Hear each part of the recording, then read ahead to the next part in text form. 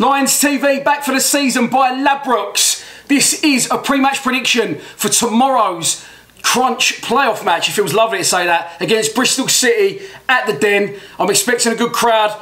I've got some bad news personally, but we'll get to that at the end. Let's take a look at the 11 that will start the match. I'm expecting the gaffer once again to name an unchanged side. Jordan Archer in goal, defence right to left, Romeo, Hutchinson, Cooper, Meredith, midfield left to right, Marshall, Williams, O'Saville and Jedvalar, and up front the deadly duo, the old 1-2, Steve Morrison and Lee Gregory.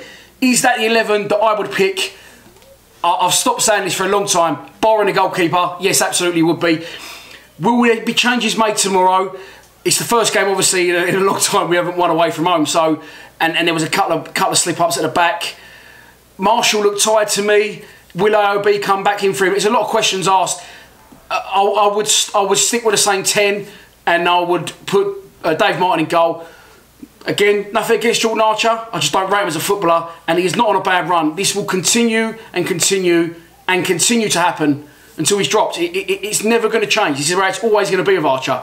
It's not a bad run he's on. This is the standard and the level of goalkeeping that you're always going to get for him. Let's leave that there. Barring Archer, that is the 11 I'll pick. I think Marshall looked tired a couple of times. He seems to blow out quite quickly.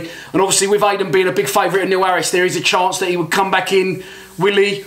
No, I don't think so. I would love to see a bit more of Fred. I think Ipswich, I think it was crying out for Fred. I didn't do a post-match analysis due to work commitments. I've struggled to get this out, and I'm going to put it out there now. Don't think I'm going to be at the game tomorrow.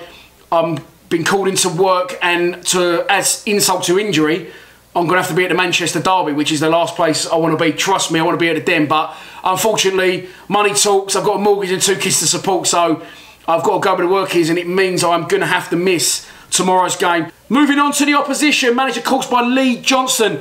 They got booed off last week. They were absolutely flying at the start of the season. Obviously in a corresponding fixture, 0-0 at Ashton Gate. It was about our 3rd or 4th game in, I think. Another away game where we had chance after chance and we should have won. From that point, they went on. They really pushed on. They did really well. They were good attacking, exciting side when they come forward.